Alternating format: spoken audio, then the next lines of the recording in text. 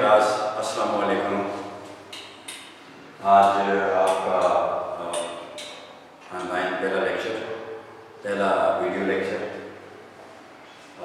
جو سبق جہاں سے ہم نے چھوڑا تھا وہ تھا ماں کی نصیحت، وہ ہم پڑھ چکے تھے، اس کی ایکسرسائز بھی ہو چکی تھی۔ اگلا جو سبق ہے وہ ہم پڑھیں گے کلاس نام دو مالی۔ اس سے پہلے کہ میں سبق کا آغاز کروں، مجھے امید ہے کہ آپ خیریت سے ہوں گے، اور مجھے یہ بھی امید ہے کہ جس چیز میں اس دنیا کی کامیابی ہے اور آخرت کی کامیابی ہے وہ ہمارا دین ہے۔ لہٰذا آپ ذرا سوچیں کہ جو پیدا کرتا ہے، وہ جو نظام حیات دیتا ہے، وہ جو زندگی گزارنے کے طریقے سکھاتا ہے اور اتنے بڑے احسانات ہم پر کرتا ہے کہ جن کو گنا نہیں جا سکتا اور نہ ان کا شکریہ ادا کیا جا سکتا ہے، تو ہم اس کی مرضی کے خلاف کتنے کام کرتے ہیں اور اپنی مرضی کے مطابق کتنے کام کرتے ہیں۔ لہذا 10th کلاس میری آپ لوگوں سے یہی گزارش ہوگی کہ دین میں کامیابی ہے، دین میں بلندی ہے، دین میں عروج ہے، دین میں انسانیت ہے، اور دین میں دنیا اور آخرت دونوں میں سرفرو ہونا ہے۔ لہذا مجھے امید ہے کہ آپ باقاعدگی کے ساتھ نماز ادا کرتے ہوں گے، اور مجھے امید ہے کہ سنت نبی کے مطابق آپ اپنی زندگی گزارنے کی پوری کوشش کرتے ہوں گے۔ اگر آپ سنت کو اپنی زندگی سے نکال دیں، اگر آپ اللہ تعالیٰ کے احکامات کو اپنی زندگی سے نکال دیں، تو میں یہ سمجھتا ہوں کہ ابھی آپ کو احساس نہیں ہوگا، لیکن ایک ایسا وقت آئے گا کہ آپ کو اچھی طرح احساس ہو جائے گا، اور آپ تنیاں ملتے رہ جائیں گے، آپ افسوس کا اظہار کرتے رہ جائیں گے، بلکہ بعد کا انسان اپنے آپ کو لعن طعن بھی کرتا ہے کہ میں نے کیسی فضول بے مقصد زندگی گزار دی ہے۔ لیکن میں یہ کہتا ہوں، میری یہ خواہش ہے کہ اس عمر میں آپ اس راستے پر آ جائیں، اس دستور کے مطابق اپنی زندگی گزاریں جو اللہ تعالیٰ نے ہمیں دیا ہے۔ تو میں یہ سمجھتا ہوں کہ آپ ایک کامیاب زندگی گزارنے کے قابل ہو جائیں گے اور گزار رہے ہوں گے، اور مجھے امید ہے کہ آپ نماز پابندی کے ساتھ ادا کرتے ہوں گے۔ اس کے علاوہ ایک اور کامیابی وہ بھی اس جو نظام حیات ہے، جو ہمارا دین کا زندگی گزارنے کا جو نظام اللہ تعالیٰ نے ہمیں دیا ہے، اس کے اندر جو اہمیت کی عمل چیزیں ہیں ان میں ایک والدین کی خدمت ہے۔ اکثر آپ کو کلاس میں بھی یہ کہا جاتا ہے کہ اپنے والدین کی خدمت کرنا، اپنے والدین کی ہر بات کو تسلیم کرنا، اپنے والدین کے مشوروں کے مطابق چلنا، اپنے والدین کو وہ مقام ادا کرنا جو حقیقت میں ان کا مقام ہے۔ اور یہ چیز میں یہ سمجھتا ہوں کہ آپ کامیابی کی کنجی ہے، اور انشاءاللہ جن کو والدین کی دعائیں جن کے ساتھ ہوتی ہیں اور جب والدین جن سے راضی ہوتے ہیں تو ان کے الٹے کام بھی سیدھے ہوتے ہیں، اور جو جن سے والدین ناراض ہوتے ہیں ان کے سیدھے کام بھی الٹے ہو جاتے ہیں۔ اس لیے مجھے امید ہے کہ آپ اپنے وقت کا ایک لمحہ اپنی تعلیم میں صرف کریں گے، لیکن اللہ تعالیٰ کی ذات کے دیے ہوئے قانون کے مطابق، اور اس کے ساتھ اپنی تعلیم کے ساتھ جو ہے وہ آپ اپنے والدین کی خدمت اور اللہ تعالیٰ کی ذات کے احکامات جن میں نماز ہے، روزہ ہے، جو بھی چیزیں جو ہے ہم پر فرض ہیں، ان کا کوئی بڑی خوشنودی سے ادا کرتے رہیں گے۔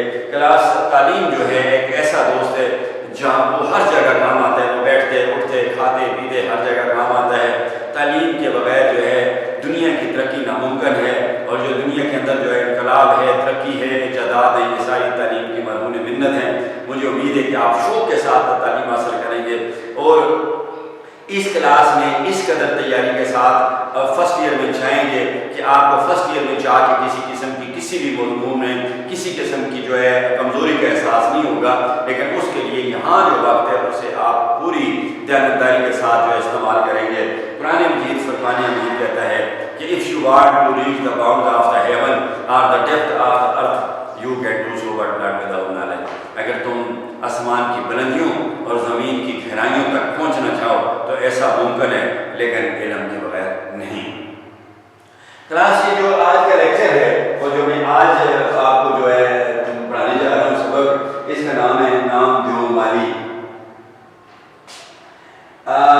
نام دیو اس کا نام تھا، اور یہ خدمات سر انجام دیتا کی پکا پیشہ اس کا تھا، باغوں میں مالی کا کام کرتا تھا۔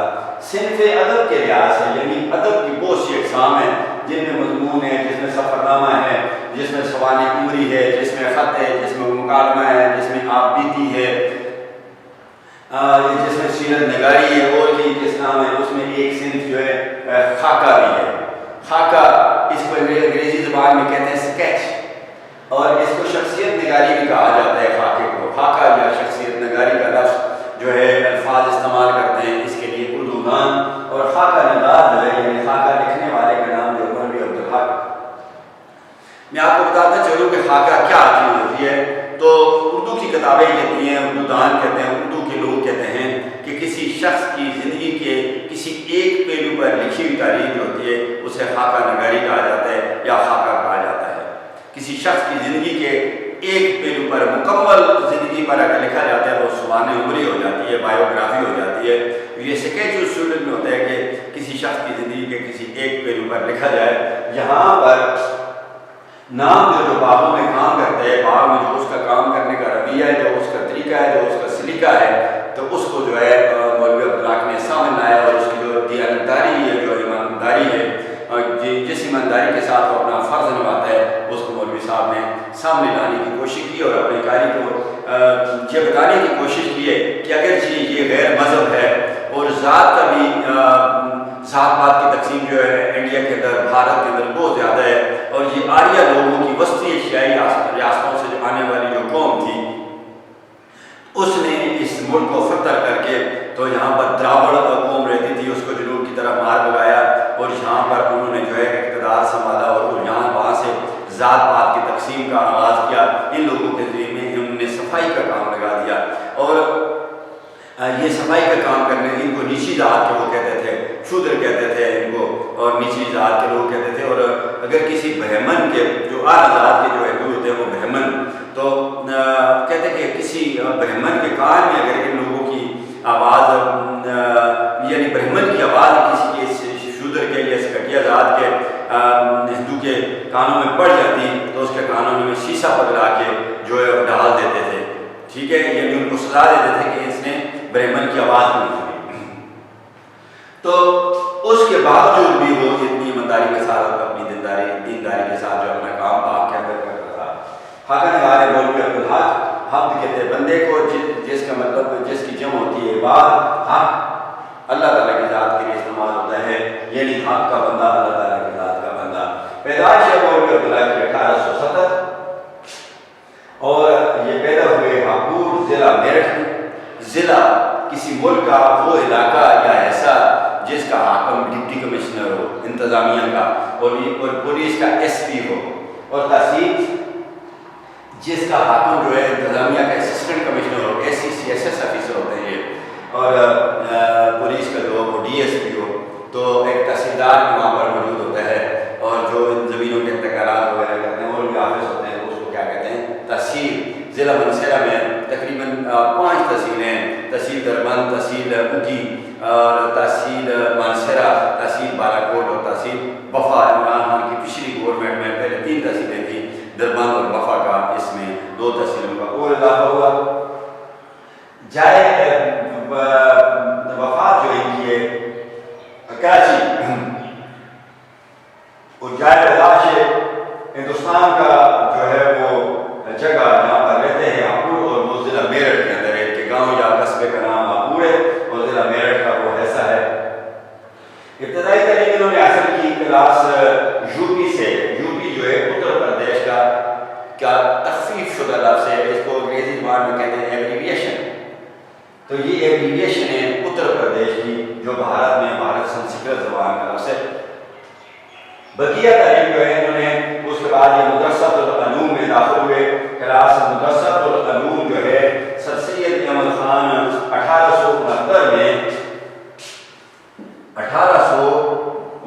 میں سر سید احمد خان، انگلش میں بھی لکھ دیتا ہوں، 1869 میں سر سید احمد خان اپنے بیٹے سید محمد کے ساتھ برطانیہ گئے، کیونکہ انگریزوں نے ان کے بیٹے کو اسکالرشپ پر برطانیہ بھیجا، جہاں پر انگریزوں کی حکومت تھی۔ سر سید نے وہاں پر 19 ماہ قیام کیا، 19 ماہ وہاں ٹھہرے۔ وہاں پر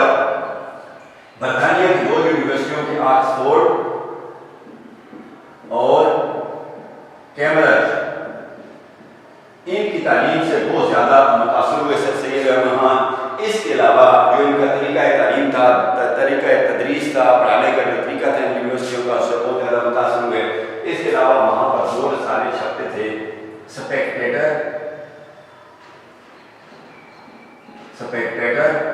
اور ٹیٹلر، 2 رسالے چھپتے تھے اور ان میں اخلاقی مضامین چھپتے تھے۔ ان رسالوں سے بھی بڑے متاثر ہوئے، اور جب 19واں عوام قیام کرنے کے بعد سر سید اپنے وطن واپس پہنچے تو انہوں نے پھر کیا کیا، کلاس آ کر یہاں پر ایک کمیٹی بنائی۔ اس کمیٹی کا نام تھا کمیٹی خواستگار مسلمانان۔ اس کمیٹی کی تجویز پر ایک اور کمیٹی بنی کہ تاکہ برطانیہ کی آکسفورڈ یونیورسٹی اور کیمبرج یونیورسٹی کی طرز کا تعلیمی ادارہ ہندوستان کے اندر بھی کھولا جائے۔ سر سید اس نتیجے پر پہنچ چکے تھے کہ تعلیم ہی مسلمانوں کو دوبارہ اپنی عظمت رفتہ دلا سکتی ہے، یعنی کھوئی ہوئی عزت مسلمانوں کو جو تھی، 1000 سالہ اقتدار مسلمانوں کا ختم ہو چکا تھا، اب حاکم قوم محکوم قوم بن چکی تھی۔ شاعر کہتے ہیں کہ صبح کے حاکم شام کے مجرم ٹھہرے، ہم نے ایک پل میں نصیبوں کو بدلتے دیکھا، کل کے جو بادشاہ تھے آج کے غلام ٹھہرے تقریباً۔ اور بس جب اقتدار انگریزوں کے ہاتھوں میں آ گیا، 1857 کی جنگ آزادی میں جب جو لڑی گئی ہندوستان کے اندر، اور میرٹھ سے اس کا آغاز ہوا تھا، ہندو اور سکھوں اور مسلمان سپاہیوں نے اس کے خلاف، انگریزوں کے خلاف احتجاج کیا۔ انگریزوں نے ایسے کارتوس بنائے جن پر کچھ کارتوس ایسے تھے جن پر گائے کی چربی چڑھی ہوئی تھی، اور کچھ کارتوس ایسے تھے جن پر سور کی چربی چڑھی تھی۔ سور کی چربی والے جو کارتوس تھے ان پر منہ سے کھولنے پڑتے تھے وہ، تو اس پر جو ہے مسلمان منہ نہیں لگا سکتے تھے، حرام جانور ہے۔ اور گائے کی چربی جو ہے ہندو کہتے ہیں یہ گائے ماتا ہمارے لیے یہ مقدس چیز ہے، ہماری ماں ہے، اس کی چربی کو دانت اس چربی کو نہیں لگا سکتے ہندو، لہذا انہوں نے مل کر جو ہے بغاوت کا پروگرام بنایا، جنگ آزادی لڑنے کے لیے کہ انگریزوں کو اس ملک سے نکالتے ہیں، اور پھر اقتدار جو ہے یہاں کے باشندوں کے ہاتھ میں آ جائے گا۔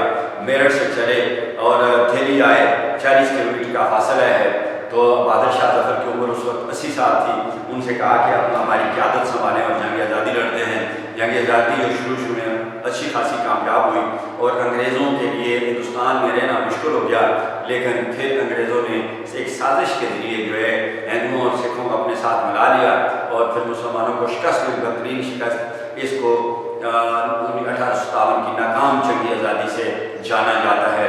اور پھر کیا ہوا، انتقامی کارروائیاں مسلمانوں کے خلاف شروع ہو گئی، مسلمانوں سے تجارت چھین لی گئی، مسلمانوں سے کاروبار چھین لیے گئے، مسلمانوں سے ملازمتیں چھین لی گئی، اور تقریباً 21 شہزادوں کو موت کے گھاٹ اتار دیا گیا، اور اقتدار میں جو خاندان تھا اس کا ستیہ ناش کر دیا گیا۔ بہادر شاہ ظفر کو میجر ولیم ہیڈسن کے وہ مقبرے میں جا چھپا تھا، اس کو ہمایون کے مقبرے میں جا چھپا تھا، تو اس کو میجر ولیم ہیڈسن نے وہاں سے نکالا، اور اس کے سامنے اس کے بھائیوں اور بھتیجوں بیٹوں کو گولی مار دی گئی۔ ان کو یہاں سے لے کر چلے گئے برما کے دارالخلافہ، جس کا نیا نام جو ہے میانمار ہے، رنگون دارالخلافہ ہے برما کا، اس میں لے گئے، اور اس ملک کا جو ہے نیا نام جو ہے برما کا میانمار ہے۔ تو ادھر پھر اس رنگون میں جو ہے اس نے 5 سال زندہ رہا، اور اس کے بعد وہی وفات پائی، اور انگریزوں نے واپس بھی نہیں آنے دیا۔ یہ انتقامی کارروائیاں ہوئیں۔ اب مسلمان غلامی کی زندگی بسر کر رہے تھے۔ سر سید کا یہ خیال تھا کہ جب تک مسلمان تعلیم حاصل نہیں کریں گے، اس وقت تک مسلمان جو ہے اس دوبارہ اس پرانے مقام پر نہیں آ سکتے، کیونکہ اب مسلمان غلامی کی زندگی گزار رہے تھے۔ اور یہ بات بھی کلاس آپ کو بتاتا چلوں کہ جب انگریز آئے تھے، ہندوستان کا لیٹریسی ریٹ جو تھا وہ 93% تھا، 93%، اور جب واپس گئے تو 16% رہ گیا تھا، یعنی عوام کو، ہندوستان کے عوام کو انہوں نے ان پڑھ چھوڑا تھا، تعلیم کے دروازے ان پر بند کر دیے تھے۔ چنانچہ اس نے اس کمیٹی، یہ کمیٹی قائم کی سر سید نے۔ اس کمیٹی نے جو ہے ایک تجویز دی، اس کمیٹی کی تجویز پر جو ہے محمدن کالج کا کے لیے فیصلہ کیا گیا کہ محمدن کالج کھولا جائے۔ چنانچہ مئی 1875 میں مدرسہ العلوم کے نام سے جو ہے ایک مدرسہ قائم کیا گیا۔ مدرسہ العلوم اردو میں مدرسہ العلوم کہتے ہیں، اور انگریزی زبان میں اسکول کہتے ہیں۔ افتتاح ولیم ایور نے کیا، اور پھر جنوری 1877 میں یہ اسکول جو تھا یہ MAO کالج بن گیا، Mohammedan Anglo oriental college, Anglo کہتے ہیں انگریزی کو، اورینٹل کہتے ہیں مشرقی کو، کالج بن گیا، اور اس کا افتتاح لارڈ لیٹن نے جنوری 1877 میں کیا، اور مدرسۃ العلوم کا افتتاح 1875 میں ولیم ایور نے کیا۔ آگے چلتے ہیں، کلاس جو ہے آگے، اچھا تو مولوی اپنے فلسفیانہ طرز فکر کی بدولت مدرسۃ العلوم میں عبدالحق فلسفی کے نام سے مشہور ہے۔ اب یو پی سے تعلیم حاصل کرنے کے بعد انہوں نے مدرسۃ العلوم میں داخلہ لیا، مدرسۃ العلوم میں داخلہ لیا، اور اپنا فلسفیانہ طرز فکر، فلسفیانہ فلسفہ سے متعلق حکیمانہ علم و حکمت، دھنائی والا ذہن رکھنے کی وجہ سے، سوچ رکھنے کی طرز فکر، سوچ کا انداز مرکب اضافی بدولت کی وجہ سے مدرسۃ العلوم یعنی اس مدرسۃ العلوم میں اپنی دھنائی کیسی سوچ رکھنے کی وجہ سے اس مدرسے میں عبدالحق فلسفی کے نام سے مشہور ہوئے۔ عبدالحق فلسفی، فلسفہ کلاس اس کو انگریزی زبان میں کیا کہتے ہیں؟ فلاسفی، کیا کہتے ہیں؟ فلاسفی، اور اردو میں کہتے ہیں سائیکالوجی۔ تو لاطینی زبان کے دو الفاظ فلو اور صوفیہ کا مجموعہ ہے۔ فلسفہ لاطینی زبان کے دو الفاظ فلو اور صوفیہ کا مجموعہ ہے۔ فلو کا مطلب ہے محبت یا پیار، اور صوفیہ کا مطلب ہے علم، یعنی علم سے محبت اور پیار۔ اور انسائکلوپیڈیا، اردو انسائکلوپیڈیا کہتے ہیں کہ اس کی 7 شاخیں، یہاں میں صرف 3 شاخیں آپ کو بتاتا ہوں۔ میری شاخ ہے محبت و طبیعت، میٹا فزکس، جس میں اللہ تعالیٰ ایجاد فرشتوں، جنوں، جو مخلوق ہمیں نظر نہیں آتی، سامنے نظر نہیں آتی، جو وجود اپنا جو بظاہر نہیں رکھتی، تو اس کے بارے میں یہ علم، اس کے بارے میں محبت و طبیعت، اور انگلش میں میٹا فزکس کہتے ہیں۔ دوسرا علم النفس، نفس کے متعلق جو علم ہے اس کو علم النفس کہتے ہیں۔ اور تیسرا علم منطق، یعنی عقلی دلائل دے کر حق کو حق ثابت کرنا اور ناحق کو ناحق ثابت کرنا جو ہے علم منطق کہلاتا ہے۔ تو یہ جناب یعنی فلسفہ یا فلسفی کے نام سے مشہور ہوئے۔ اسی زمانے میں سر سید احمد خان کے رسالے تہذیب الاخلاق میں اردو کے زبان کے مستقبل پر مضمون چھپا۔ وہی دور تھا جب مولوی عبدالحق جو ہے اس مدرسۃ العلوم کے شاگرد تھے، اس میں پڑھ رہے تھے۔ اس زمانے میں ایک سر سید نے جب واپس آیا تھا، سر سید ہندوستان سے، برطانیہ سے، تو ایک تو اس نے کالج قائم کیا، اور دوسرا وہاں پر 2 رسالے چھپا کرتے تھے، ایک کا نام تھا سپیکٹیٹر اور دوسرے کا نام تھا ٹیٹر۔ ان رسالوں میں اخلاقی مضامین چھپا کرتے تھے، لہذا سر سید ان رسالوں کے جو اخلاقی مضامین تھے ان سے بھی متاثر ہوئے، اور واپس آ کر اس نے سر سید نے اپنے ملک میں انہی کی طرز کا ایک رسالہ جو ہے شائع کیا۔ اس رسالے کا نام انہوں نے رکھا تہذیب الاخلاق۔ تہذیب الاخلاق یعنی اخلاق کی درستگی، ٹھیک، اخلاق کی درستگی، تہذیب اخلاق، تہذیب انسانیت، رہن سہن، بہترین طریقہ زندگی۔ تو تہذیب الاخلاق کے نام سے ایک رسالہ شائع کیا۔ اس رسالے میں مولوی عبدالحق نے ایک مضمون لکھ کے بھیجا، اور اس رسالے میں چھپا۔ کیا مضمون کا عنوان کیا تھا؟ اردو زبان کے مستقبل، اردو زبان کا مستقبل کے نام سے ایک مضمون لکھ کے اس رسالے میں بھیجا، اور وہ چھپ گیا۔ اور جب وہ مضمون چھپا اور پرنٹ ہو کے باہر آیا، رسالہ مارکیٹ میں آیا، تو اس کو پڑھا گیا، تو مولوی صاحب کا اس مضمون کو پڑھ کر مولوی صاحب کی زندگی کا جو مقصد تھا وہ ظاہر ہو گیا کہ مولوی صاحب اپنی زندگی میں کیا کرنا چاہتے ہیں۔ نصب العلم اصل مقصد، تعلیم کی تکمیل کے کچھ عرصے بعد، تعلیم مکمل کرنے کے کچھ مدت، عرصے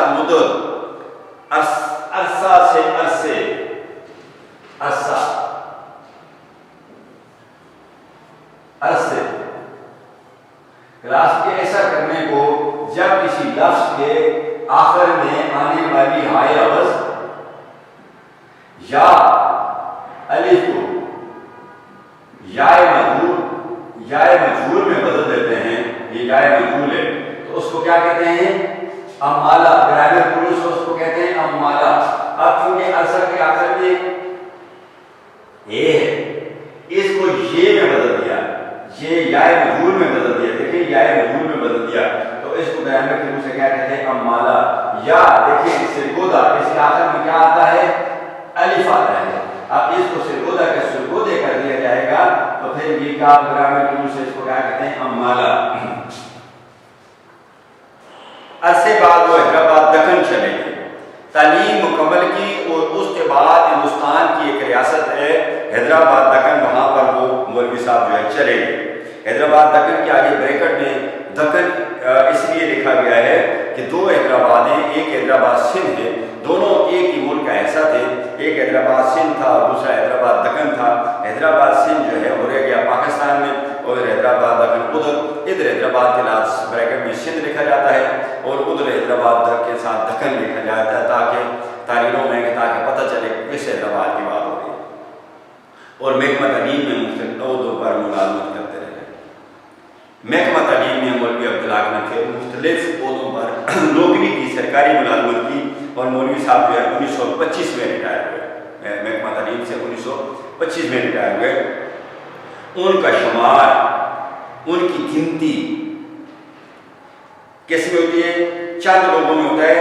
ان کا شمار ان چند لوگوں میں ہوتا ہے، یعنی مولوی صاحب بھی ان چند لوگوں میں شامل ہیں جن کی تجویز پر جامعہ عثمانیہ کا پیغام عمل میں لایا گیا. جن کی تجویز کلاس کہتے ہیں رائے کو، پر جامعہ کہتے ہیں دارالعلوم کو.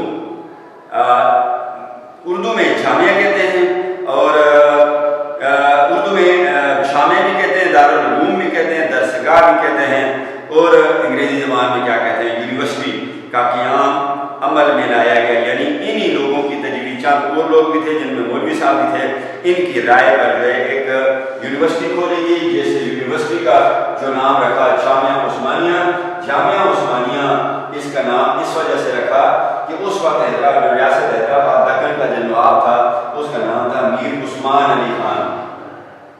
چنانچہ میر عثمان علی خان جو نواب تھا اس کے نام کی نسبت سے اس کا نام رکھا گیا جامعہ عثمانیہ. یہ یونیورسٹی جو ہے حیدرآباد دکن میں 1918 میں جو ہے یہ یونیورسٹی بنی.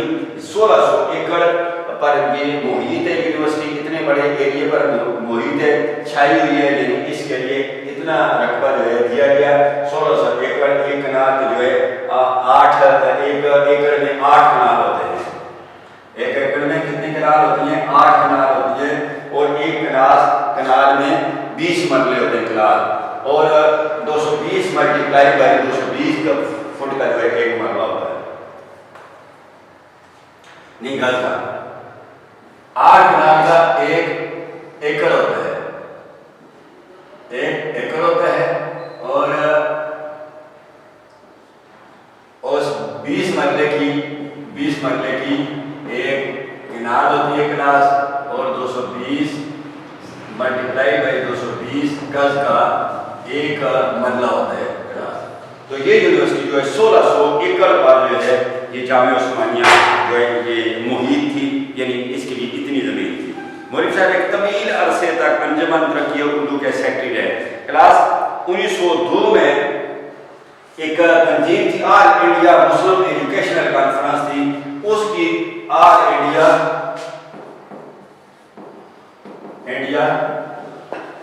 مسلم ایجوکیشنل کانفرنس مسلمانوں کا ایک ادارہ تھا.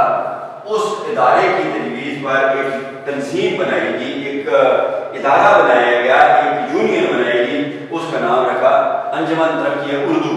تو اس کے پہلے جو سیکرٹری تھے، سیکرٹری جنرل جو تھے وہ شبلی نعمانی تھے. اس کے بعد 3-4 جنرل سیکرٹری بدلے، اور بالآخر 1912 میں جو ہے مولوی عبدالحق اس کے سیکرٹری بن گئے. 1912 میں انجمن ترقی اردو کے سیکرٹری بن گئے. اور تاحیات جب پاکستان مر گیا تو اس انجمن کا دفتر انہوں نے کراچی میں آ کر کھولا، اور آخر دم پر جو ہے اس انجمن ترقی اردو کی کے جنرل سیکرٹری اور اردو کی ترقی کے لیے جو ہے خدمات دیتے رہے. اس کے ساتھ ہی کلاس یہ لیکچر اپنے اختتام کو پہنچتا ہے۔ مجھے امید ہے کہ آپ کو سمجھ آ گئی ہوگی۔ اگر کسی چیز کی سمجھ نہ آئے تو پوری توجہ سے لیکچر سننا اور مجھ سے آپ پوچھ لینا۔ آپ کا بہت بہت شکریہ۔ خدا حافظ۔